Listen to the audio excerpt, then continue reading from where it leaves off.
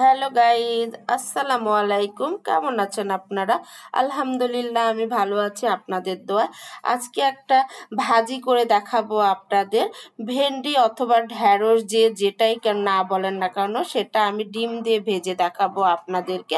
চলুন মূল পর্যায়ে চলে যাই। ভেন্ডিগুলো ধুয়ে আমি পরিষ্কার করে কেটে কুচি কুচি করে কেটে রেখে দিয়েছিলাম, দেখেছেন। এবারে একটি চুলায় একটি প্যান বসিয়েছি, সেই প্যানে আমি তেল দিয়ে দিচ্ছি। আমার একটু আলু স্বল্পতা বন্ধুরা, এখানে একটু সমস্যা হয়েছিল জন্য, যার কারণে এই প্রবলেমটা হয়েছে।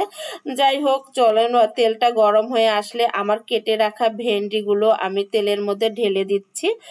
সুন্দর করে তেলের মধ্যে ঢেলে দেওয়ার পরে তার সাথে আমি একটু সামান্য দিয়ে দিচ্ছি হচ্ছে কয়েকটা কাঁচামরিচ কেটে চিড়ে বা কেটে আমি দিয়ে দিয়েছি। তার সাথে দিয়ে দিচ্ছি পরিমাণ মতো সামান্য একটু লবণ, আর এর সাথে আমি দিয়ে দিব সামান্য একটি হলুদ গুঁড়ো। আমি আসলে ভাজিতে খুব বেশি মশলা ব্যবহার করি না, যেটা আমার ভালো লাগে না। ভাজিতে মনে হয় যত কম মশলা ব্যবহার করব ঠিক ততটাই মনে হয় বেশি ভালো লাগে আমার। যাই হোক, এবার এটা আমি সুন্দর করে নেড়ে চেড়ে ভালোভাবে ভেন্ডিটা ভেজে নেব। দেখেন বন্ধুরা, কিভাবে নেড়ে দিচ্ছি, ভেজে নিচ্ছি। আসলে এগুলো তো বলে বোঝানো যায় না, একটু আর কি দেখেই বুঝে নিতে হয়। তারপরও চেষ্টা করছি আপনাদেরকে যতটুকু বোঝানো যায়। যারা নতুন নতুন রাঁধুনি তাদের জন্য আসলে রান্নাগুলো খুবই উপকার হবে, আমি জানি। তারপরও এবার আমি একটু ভালোভাবে হচ্ছে ভেন্ডিটা ভেজে নিয়ে এর মধ্যে আমি অ্যাড করছি এবার আমার কেটে রাখা, কুচি কুচি করে কেটে রাখা পেঁয়াজগুলো। আমি ভেন্ডিটা একটু আধা ভাজা হওয়ার পরেই পেঁয়াজগুলো দিই, যাতে পেঁয়াজগুলো একটু ডাট ডাট হয়ে থাকে, দেখতে ভালো লাগে। দেখেন বন্ধুরা, এটা আমি দিয়ে দিয়েছি। এবার পেঁয়াজগুলোর সাথে ভেন্ডিটা আমি একটু সুন্দরভাবে আবারও ভেজে নিচ্ছি। ভেজে নেওয়ার জন্য চুলাতে ভেজে নেওয়া মোটামুটি দেখেন আমার পেঁয়াজগুলো এবার সিদ্ধ হয়ে গেছে এবং সুন্দর করে ভাজাও হয়ে গিয়েছে।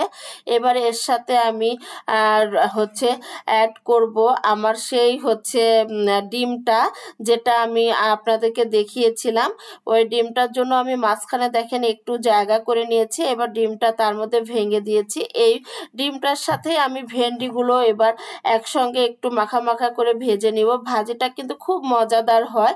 অনেকেই ভাজিটা শুধু শুধু খালিও করতে পারেন, ডিম না দিলেও ভাজিটা খুব টেস্টফুল হয়, কিন্তু ডিমটা দিলে যেন ভাজিটার টেস্ট আরও বেড়ে যায়। এবার আমি একটি পাত্রে ভাজিগুলো বেড়ে নিয়ে পরিবেশন করছি। পরিবেশনটা আপনারা আপনাদের মতো করে দিবেন। যাই হোক, আমার ভাজিটা যদি ভালো লাগে অবশ্যই আমার চ্যানেলটা সাবস্ক্রাইব করে দিবেন এবং লাইক কমেন্টস করতে ভুলবেন না। আমার রান্নাটা অবশ্যই করে দেখবেন বন্ধুরা, রান্নাটা কিন্তু খুবই মজাদার এবং টেস্টফুল হয়। টাটা, বাই বাই বন্ধু।